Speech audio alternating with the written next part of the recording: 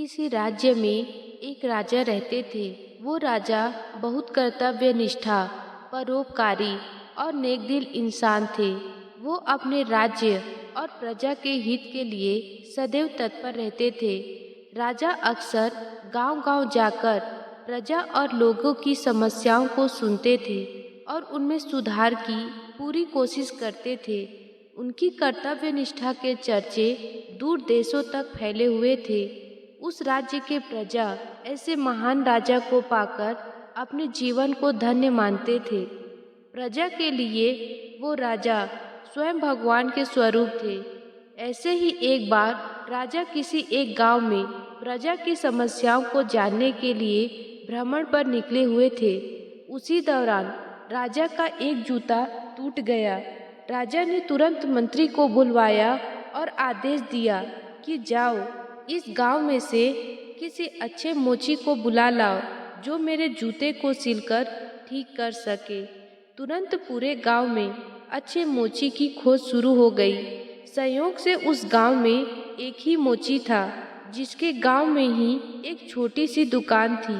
मोची को राजा के पास लाया गया। राजा ने मोची से कहा, मेरा एक जूता टूट गया है, क्या तुम मेरे जूते को सिलकर ठीक कर सकते हो? मोची ने कहा, जी हुजूर, यह कौन सा मुश्किल काम है।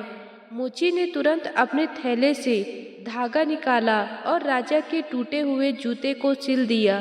राजा ने खुश होकर मोची से कहा, बताओ तुम्हें इस काम के कितने पैसे दूं? मोची ने कहा, महाराज, यह तो बहुत ही छोटा सा काम था, इसके लिए मैं आपसे पैसे नहीं ले सकता।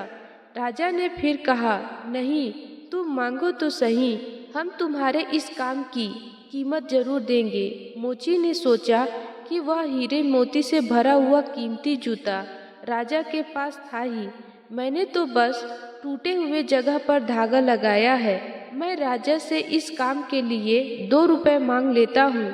फिर से मोची ने मन ही मन सोचा कि मैं राजा से अगर 2 रुपए मांगूंगा तो राजा सोचेंगे कि इतने से काम के इतने सारे पैसे मांग रहा है।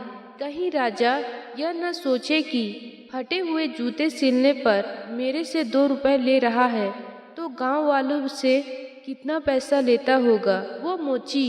ये सोचकर उस मोची ने महाराज से कहा, आप अपनी इच्छा से कुछ भी दे दे। अब राजा को भी अपनी हैसियत के मुताबिक देना था, ताकि समाज में उनका रुतबा छोटा न हो जाए। यही सोचकर राजा ने मोची को 2 गांव देने का आदेश दिया। अब मोची मन ही मन सोचने लगा कि कहाँ मैं तो 2 रुपए मांगने की सोच रहा था और कहाँ राजा ने 2 गांव का मालिक मुझे बना दिया। दोस्तों, हम लोग भी उस मोची के समान अपनी क्षमता से सोचते हैं और भगवान से कुछ न कुछ अपनी हैसियत से मांगते हैं, लेकिन क्या पता ईश्वर हमको उनकी देने की क्षमता के अनुसार कुछ अच्छा और बड़ा देना चाहते हो। गीता में भगवान श्री कृष्ण ने कहा भी है कि कर्म करो, फल की इच्छा मत करो। जब हम भगवान पर सब कुछ छोड़ देंगे तब वह अपने हिसाब से आपको दे देगा। इसलिए मांगो मत, ऊपर वाले को अपने हिसाब से देने दो।